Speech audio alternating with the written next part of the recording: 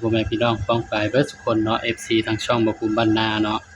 ก็มีเวลาเนาะพี่น้องเนาะก็เลยสิมาตามแนวทางให้พี่น้องเนาะสำหรับลาวพัฒนาเนาะพี่น้องเนาะงวดวันที่6กรกฎาคมเนาะพี่น้องเนาะงวดวันที่6กรกฎาคม19เนาะสำหรับลาวพัฒนาบ่มีเวลาเนาะพี่น้องควงกะเนาะก็เลยบ่ได้ปล่อยลงแนวทางเนาะพี่น้องเนาะแต่ว่าสนใจแนวทางก็สามารถไปบ้านเขียวได้เด้อพี่น้องเด้อถ้าว่าสนใจแนวทางอื่นเนาะครับลาวสตาร์ก็มีเนาะลาวทีวีก็มีเนาะครับเนาะสำหรับในบ้านเนาะบ่ค่อยมีเวลามาอัดคลิปลงแนวทางให้พี่น้องเนาะ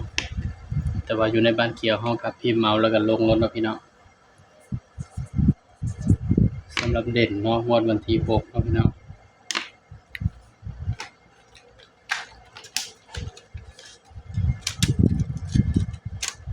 กระดานขีดเลขคอยพี่น้อง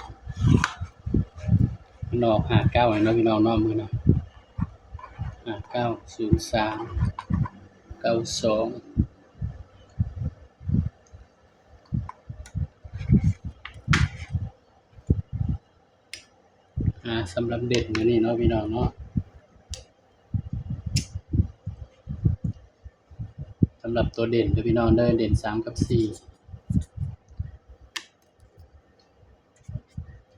เด่น3กับ4เด้อพี่น้องมื้อนี้เนาะเด่น3กับ4บัดนี้ก็มาจับคู่นำกันเด้อพี่น้องถ้า3มาเนาะ35 37 45 46 7กันไว้2คู่เนาะ32กับ42